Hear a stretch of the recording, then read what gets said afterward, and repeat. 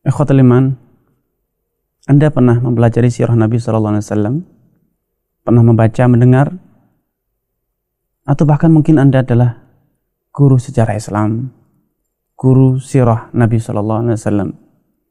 Salah satu kejadian bersejarah yang pernah terjadi di zaman Nabi SAW adalah kisah perjalanan hijrah sekelompok sahabat Nabi SAW di bawah kepemimpinan sahabat Ja'far bin Abi Thalib. Hijrah dari kota Mekah ke negeri Habasyah untuk satu alasan penting: menyelamatkan jiwa dan terlebih lagi menyelamatkan agama. Karena apa? Karena di kota Mekah, Quraisy di bawah kepemimpinan Abu Jahal, Umayyah bin Khalaf dan yang lainnya telah mengerahkan segala daya upaya, menempuh segala cara untuk mengintimidasi, memaksa, mengkondisikan para sahabat agar kembali ke agama mereka sebelumnya, yaitu kesyirikan, meninggalkan Rasulullah SAW. Bahkan sebagian dari sahabat dibunuh seperti Sumayyah, Yasir dan yang lainnya radhiyallahu ta'ala anhum. Akhirnya Rasulullah SAW sebagai solusi darurat, solusi sementara, mengizinkan para sahabat untuk hijrah ke negeri Habasyah karena satu alasan: inna biha, di negeri Habasyah ada seorang malik, inna biha malikan la yudhlamu indahu ahad, ada seorang raja yang benar-benar menegakkan keadilan, yaitu Raja Najasyi. Menurut Rasulullah SAW, Najasyi, walaupun kala itu dia beragama Nasrani, la yudhlamu indahu ahad, dia tidak membiarkan siapapun yang ada di negeri dia dizalimi, baik itu penduduk asli, pendatang, atau hanya sekedar orang yang berkunjung, tidak akan dibiarkan dizalimi. Maka berbondong-bondonglah sekelompok sahabat yang tidak lagi kuasa menahan siksaan, ancaman, intimidasi Quraisy di bawah kepemimpinan Ja'far bin Abi Thalib, hijrah ke negeri Habasyah. Setiba mereka di sana, betul seperti yang dikabarkan Rasulullah SAW, as-sadiqul masduq al-amin, betul Ja'far radhiyallahu ta'ala anhu beserta rombongannya diberikan kebebasan untuk menjalankan nilai-nilai agamanya, yaitu agama Islam, beragama, hidup dengan bebas tanpa ada yang bisa mengganggu, apalagi mengintimidasi, apalagi memaksa. Namun ketahuilah, ada satu pelajaran yang sering diabaikan, bahwa setelah melalui perjalanan dakwah, diskusi, nasihat dan yang lainnya, akhirnya Raja Najasyi tertarik dengan agama Islam yang diajarkan oleh Rasulullah SAW dan agama yang dianut, diyakini oleh Ja'far radhiyallahu ta'ala anhu dan juga para sahabatnya. Sehingga akhirnya An-Najasyi, siapakah dia? Dia adalah raja, penguasa, pemimpin. Akhirnya dia masuk Islam, beragama Islam, meninggalkan agama umatnya, kaumnya itu Nasrani, dan berganti agama Islam radhiyallahu ta'ala anhu.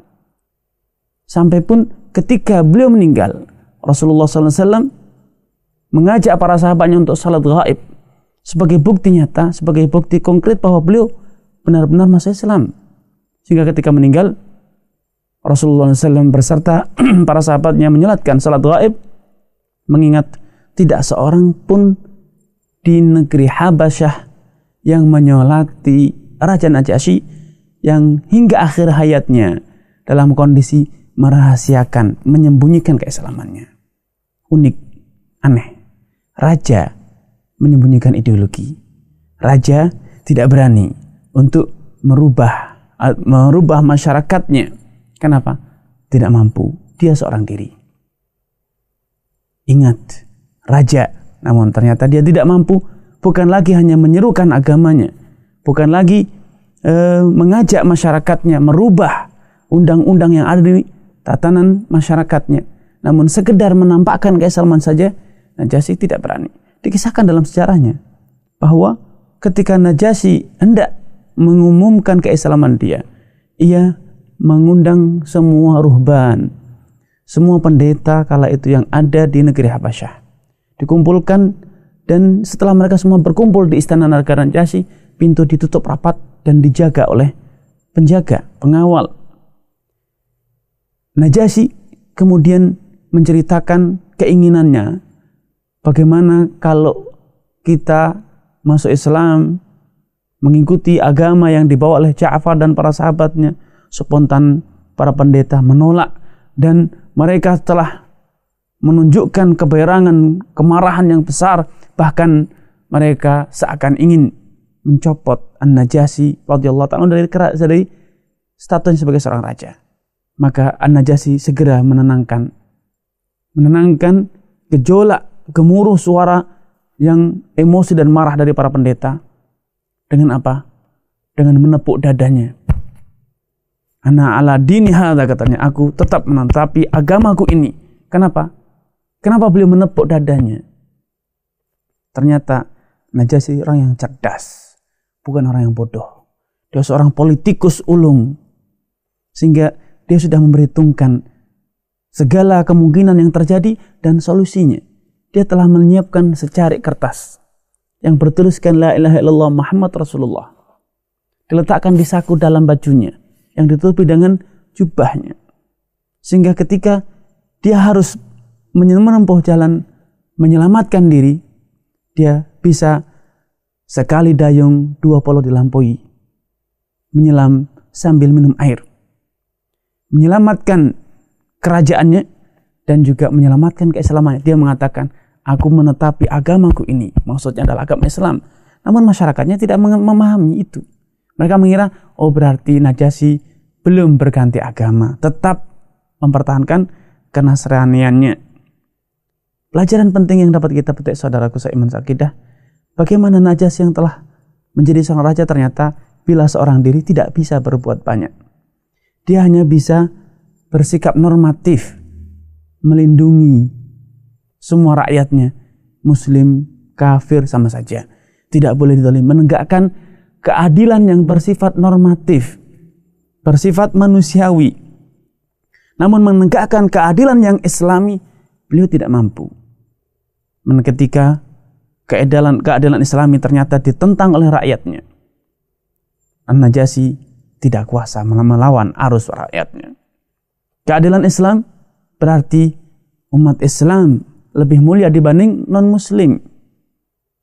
Karena Allah Subhanahu wa taala menegaskan, afanaj'alul muslimina kal fujjar, afanaj'alul muttaqin kal fujjar, apakah pantas kita menyamakan antara orang yang bertakwa dengan orang yang fajir? Tentu tidak. Hal yastal ladzina ya'lamun wal ladzina ya'lamun, apakah sama antara yang berilmu dengan orang yang tidak ilmu? Tentu tidak. Namun Najasyi tidak mampu menegakkan keadilan Islam ini. Akhirnya apa yang dilakukan? Dia hanya mampu menegakkan keadilan normatif, standar manusia dengan kata-kata manusiawi, namun tidak Islami. Ketika menyamakan hak Muslim dengan hak Nasrani. Karena ikhwatul iman, pada momentum saat ini, momentum pemilihan umum, pemilihan calon presiden dan wakil presiden, ambillah pelajaran dari perjalanan hidup An-Najasyi radhiyallahu ta'ala anhu. Bagaimana walaupun dia telah menjadi seorang raja, namun beliau tidak mampu untuk menegakkan keadilan Islam. Dia hanya mampu menegakkan normatif, manusiawi standarnya, bukan Islami. Karena jangan pernah terperdaya dengan satu figur yang konon mampu menegakkan keadilan. Istilahnya satiro piningit, pembaharu, namun seorang diri. Apalah arti seorang diri? Najasyi, dia setelah menjadi raja, namun juga tidak bisa menegakkan keadilan Islami. Beliau hanya bisa menegakkan keadilan manusiawi. Anda sebagai orang Muslim harus cerdas. Jangan mau membeli kucing di dalam karung, apalagi kucing karung. Ketampanan orang yang menjanjikan seorang figur yang tampan, yang dieluk-elukkan, bisa jadi benar dia adalah seorang yang adil, tegak, bisa menegakkan keadilan. Namun bila yang di sekitar dia seperti Najasyi, di sekitar dia orang Nasrani, di sekitar dia orang yang fasik, di sekitar dia adalah para peminum khamr, di sekitar dia adalah para koruptor, apa yang bisa dia lakukan? Tidak bisa berbuat banyak. Karena janganlah memilih hanya karena satu figur. Memilah karena keyakinan Anda. Saya hanya memilih orang yang muslim, bertakwa, orang yang mengenal agama Allah Subhanahu wa taala, bukan karena satu orang kemudian saya memilih semuanya. Akan tetapi satu persatu Anda memilih. Ketika pemilihan legislatif, cerdaslah memilih. Ketika pemilihan presiden, cerdaslah memilih. Jangan hanya satu paket. Kalau Anda mau ini, ya berarti semua. Jangan. Pilihlah karena dasar iman. Pilihlah karena Anda percaya yang Anda pilih benar-benar beriman, bukan memilih satu paket antara penjajah dengan kucing garong di dalam karung.